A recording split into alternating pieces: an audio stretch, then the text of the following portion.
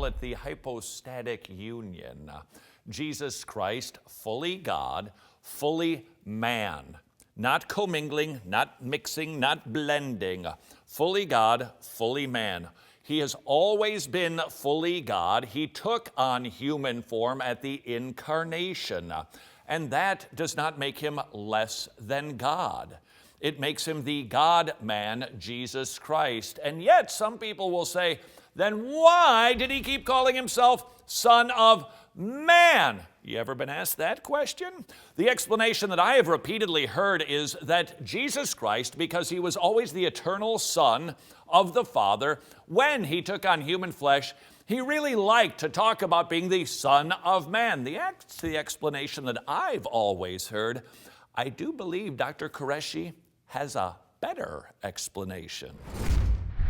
Now, I want to talk about briefly, and then we're going to have to go to the next question, but let's talk afterwards for sure. You asked about the Son of Man. You said he's not calling himself the Son of God, he's calling himself the Son of Man. I'm emphasizing to you, my friend, when this hit me, again, while I was practicing Islam, when this hit me, it hit me like a bolt of lightning.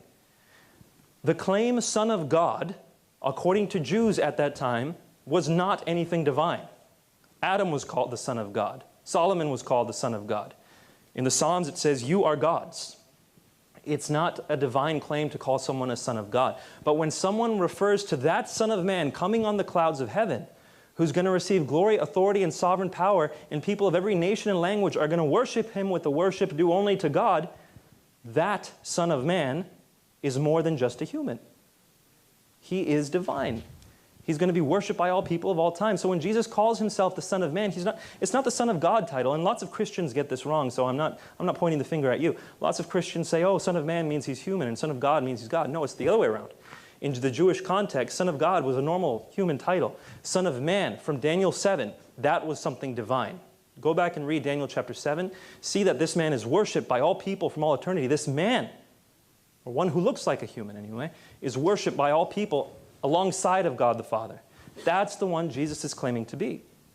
Definitely understand that point that I'm trying to make. And so when you see that Jesus' claim is found there in Mark 14:62, it's found in all the Gospels, and every time Jesus uses the term Son of Man, he's alluding to that. You cannot extract that from the Gospels. So please put Mark 14:62 next to Daniel chapter 7 and see what Jesus is claiming for himself. Did you catch all of that? When Jesus Christ repeatedly called himself Son of Man, he was saying, I'm God. Not just Daniel 7, but it's also in Revelation, and it's in Revelation, I think it's chapters 3 and 20, the same description of the one coming on the clouds, clearly divine. Who is it? It's the Son of Man.